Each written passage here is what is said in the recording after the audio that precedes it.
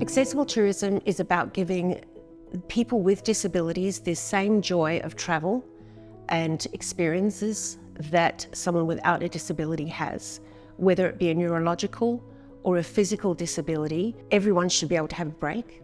And apart from that, it actually makes good business sense. I'm Kerry Williams. I'm the founder of two websites, Accessible Accommodation and Accessible Experiences. The reason I started the business was because of my mum.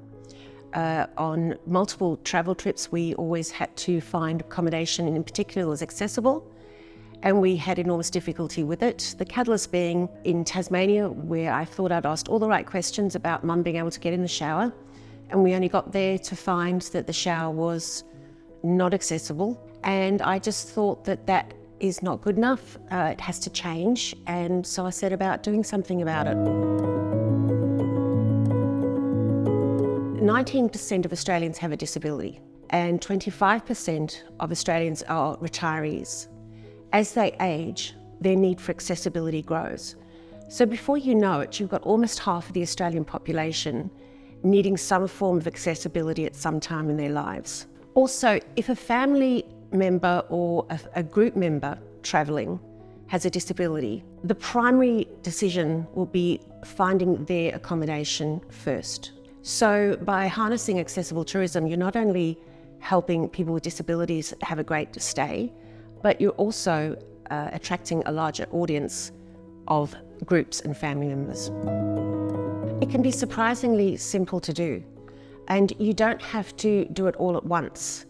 And even if you just start, for example, ensuring you have ramps where there are steps. A very small step is a mountain to a person in a wheelchair. And so if you even consider those points of how to access the building or your premises, you're already giving consideration to people with disabilities.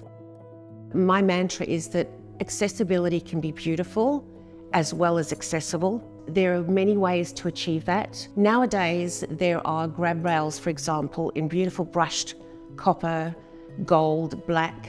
You can make it really stunning.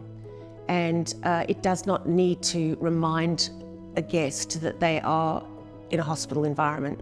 People with disabilities spend disproportionately higher number of times in hospitals than people without.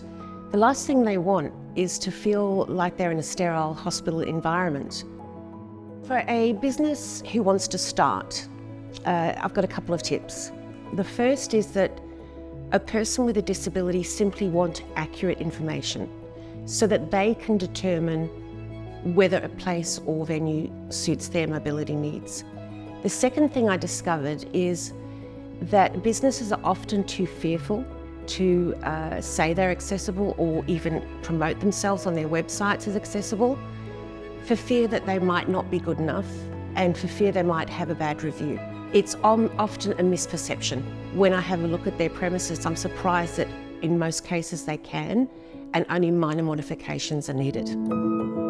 As a business, you have the potential to bring a joyful travel experience to someone with a disability, as well as harnessing the revenue this booming sector brings.